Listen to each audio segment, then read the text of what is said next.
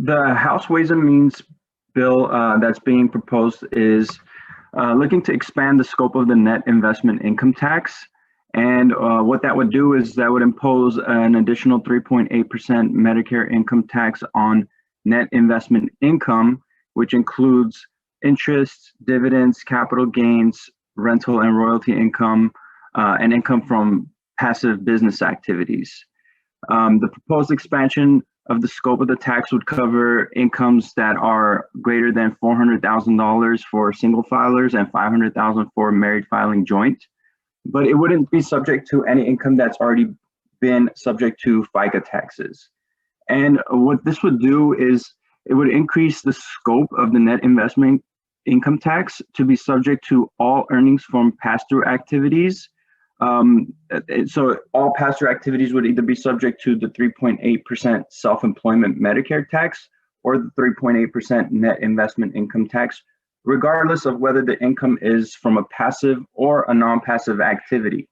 And so what this means for real estate investors is even if you're a real estate professional and you're actively participating in your real estate businesses, the income that is flowing through to you from your K-1s would be subject to this additional 3.8% net investment income tax. And for a taxpayer with a modified adjusted gross income over $5 million, you could potentially end up paying a total of 31.8% tax on capital gains and 46.4% on ordinary income. So, in order to mitigate this, real estate investors are going to be looking to take advantage of cost segregation studies to increase their depreciation deductions as much as possible to shelter some of the income flowing through to them.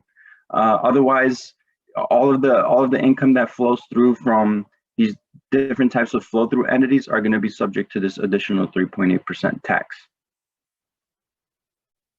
There are also going to be significant modifications to the carried interest rules.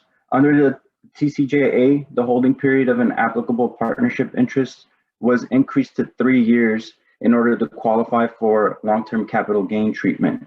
However, what the Ways and Means proposal would do is increase that to a 5-year holding period in order to qualify. Also, the scope would be expanded to include 1231 gains, qualified dividends, and 1256 gains, which are currently not subject to carried interest rules. The bright side is that for real estate trades or businesses, the holding period would only be 3 years in order to qualify for long-term capital gain treatment as opposed to 5 years. President Biden and Finance Chairman Wyden have actually proposed eliminating carried interest altogether and taxing it as ordinary income subject to self-employment. So the House Ways and Means proposal is actually a little less draconian than what the president had originally proposed. For real estate managers, they may be able to use a 1031 exchange in order to roll some of their promote interest or their carried interest into another deal and defer capital gains taxes. However, we won't really know until the final regulations come out and IRS gives their opinion on how they're going to treat carried interest as far as rolling that over in a 1031 exchange and deferring the gain. But as of now, that can be a possible strategy for real estate professionals in order to defer some of the capital gains on carried interest going forward. There was some good news in the proposal. Actually, no news is good news. And there was no mention of eliminating or limiting 1031 exchanges.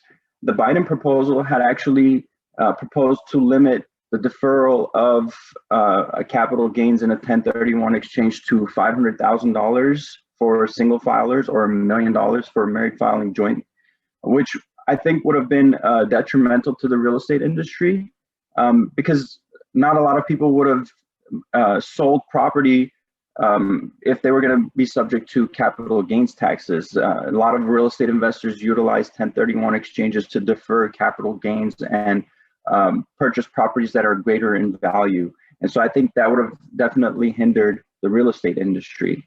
But some of the options that would have been available to real estate investors if 1031 exchanges are limited or eliminated would be to use cost segregation on new properties in order to accelerate depreciation and offset some of the gains that would be recognized.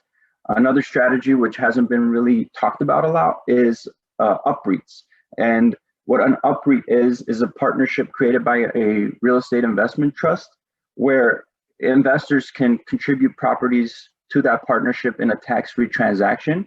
And REITs are really great for real estate investors who don't really want to be involved in the day-to-day management of real estate anymore. So they want to exchange their property for something that doesn't require as much hands-on management. And an UPREIT is perfect for those types of real estate investors.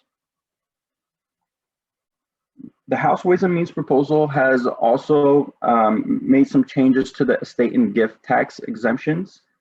Under the TCJA, the gift and estate tax exemption was increased to $10 million adjusted for inflation, but it was set to expire in 2026. So what the proposal would do is revert back to the pre-TCJA limit of $5 million adjusted for inflation, effective as of 12/31/2021.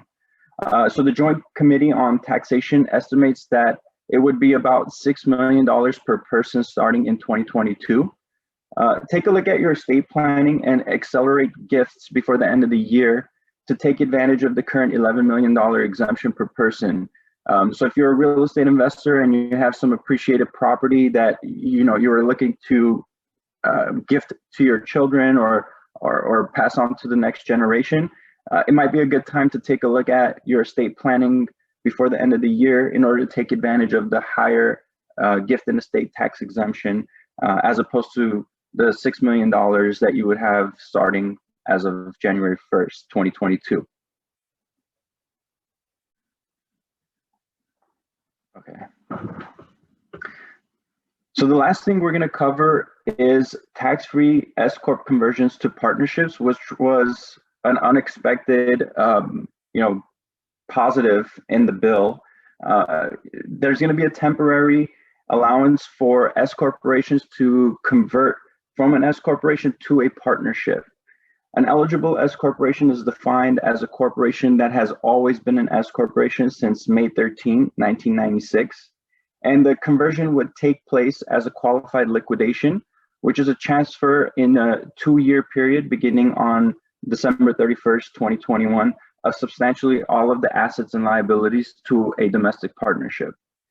And the reason why this is beneficial is because if anyone has gotten bad tax advice in the past and has purchased real estate through an S corporation, this will give those real estate investors an opportunity to transfer tax-free from an S corporation to a partnership. And there's a few reasons why it's more beneficial to own real estate in a partnership as opposed to an S corporation. Number one, partnerships allow for more flexibility in income allocations, as opposed to an S corporation where income has to be allocated pro rata based on the number of shares that each member holds. So in a partnership, you'd be allowed to disproportionately allocate income from one member to another depending on how the partnership agreement is drafted.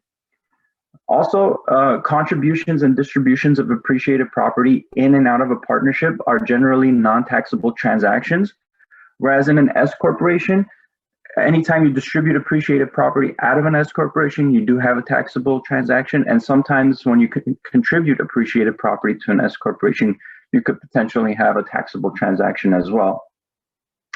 And last but not least, and probably one of the most important things, is that members in a partnership get basis for their share of the qualified non-recourse debt, which is essentially the mortgage on the property, whereas shareholders of an S corporation don't get basis for qualified non-recourse debt.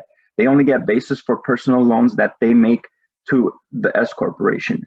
And the reason why this is significant is because when a real estate investor has losses from an S corporation, if they don't have enough basis, then they won't be able to deduct their losses on their personal tax return. And qualified non-recourse debt gives investors that additional basis to be able to deduct these losses on their personal tax returns. So this is really great news that S corporations would be able to transfer into partnerships. However, this is only for federal tax purposes. We don't know if any states are going to conform to this. So when you decide to transfer from an S corporation to a partnership, you also have to take into consideration the state tax implications as well.